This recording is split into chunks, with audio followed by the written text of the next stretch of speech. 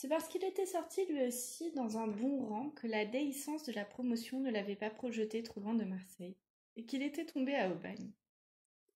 C'était une bourgade de 10 000 habitants, nichée sur les coteaux de la vallée de l'Uvonne, et traversée par la route poudreuse qui allait de Marseille à Toulon.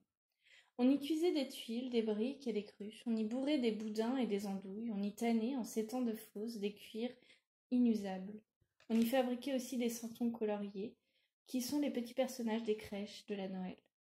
Mon père, qui s'appelait Joseph, était alors un jeune homme brun, de taille médiocre, sans être petit. Il avait un nez assez important, mais parfaitement droit, et fort heureusement raccourci par sa moustache et ses lunettes, dont les verres ovales étaient cerclés d'un mince fil d'acier. Sa voix était grave et plaisante, et ses cheveux, d'un noir bleuté, ondulaient naturellement les jours de pluie.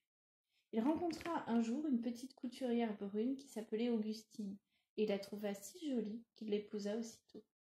Je n'ai jamais su comment ils s'étaient connus, car on ne parlait pas de ces choses-là à la maison. D'autre part, je ne leur ai jamais rien demandé à ce sujet, car je n'imaginais ni leur jeunesse, ni leur enfance. L'âge de mon père, c'était 25 ans de plus que moi, et ça n'a jamais changé. Il était mon père et ma mère de toute éternité, et pour toujours. Je sais seulement qu'Augustine fut éblouie par la rencontre de ce jeune homme à l'air sérieux, qui tirait si bien aux boules et qui gagnait infailliblement 54 francs par mois. Elle renonça donc à coudre pour les autres et s'installa dans un appartement d'autant plus agréable qu'on n'en payait pas le loyer. Dans les mois qui précédèrent ma naissance, comme elle n'avait que 19 ans, et elle les eut toute sa vie, elle conçut de graves inquiétudes et déclara en sanglotant que son bébé ne naîtrait jamais parce qu'elle sentait bien qu'elle ne savait pas le faire. Mon père essaya de la raisonner, mais alors elle disait furieuse « Quand je pense que c'est toi qui m'as fait ça !» et elle fondait en larmes. Quand le survenant se mit à bouger, elle eut des accès de fou rire entre deux crises de sanglots. Effrayé par ce comportement déraisonnable, mon père appela au secours sa sœur aînée.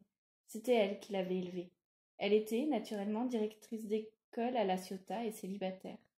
La grande sœur fut tout à fait ravie et décida qu'il fallait sur-le-champ installer ma mère chez elle, sur le bord de la mer Latine, ce qui fut fait le soir même. On m'a dit que Joseph en fut charmé et qu'il profita de sa liberté pour compter Fleurette à la boulangère, dont il mit en ordre la comptabilité.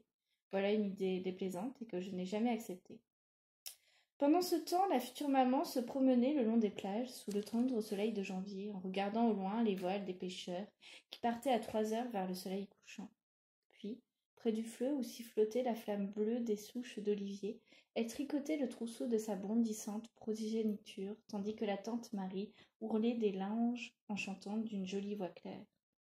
Sur le brick léger que le flot balance quand la nuit étend son grand voile noir. Elle était maintenant rassurée, d'autant que son cher Joseph venait tous les samedis sur la bicyclette du boulanger. Il apportait des croquants aux amandes, des tartes à la frangipane et un sachet de farine blanche pour faire des crêpes ou des beignets.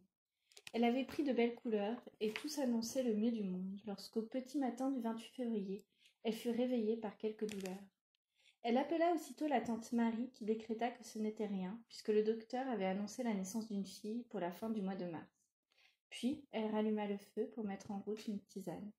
Mais la patiente affirma que les docteurs ne comprenaient rien et qu'elle voulait retourner tout de suite à Aubagne. « Il faut que l'enfant naisse à la maison. Il faut que Joseph me tienne la main. Marie, Marie, partons vite. Je suis sûre qu'il veut sortir. » La douce Marie essaya de la calmer avec du tilleul et des paroles. La passoire à la main, elle déclara que si l'événement se confirmait, elle irait en informer le poissonnier qui descendait chaque jour à Aubagne vers les 8 heures, et que Joseph viendrait aussi vite que le vent sur la machine à pédales. Mais Augustine repoussa la tasse à fleurs et se tordit les mains en pleurant à grosses larmes. Alors, la tante Marie alla frapper au volet d'un voisin qui possédait un bougueil et un petit cheval. C'était une époque bénie où les gens se rendaient service. Il n'y avait qu'à demander. Le voisin attela son cheval, la tante enveloppa Augustine dans des châles, et nous voilà partis au petit trot, tandis que sur la crête des collines, la moitié d'un grand soleil rouge nous regardait à travers les pins. Mais en arrivant à la baie d'Oule, qui est tout juste à mi-chemin, les douleurs recommencèrent et la tante, à son tour, s'affola. Elle serrait dans ses bras ma mère emmitouflée et lui donnait des conseils.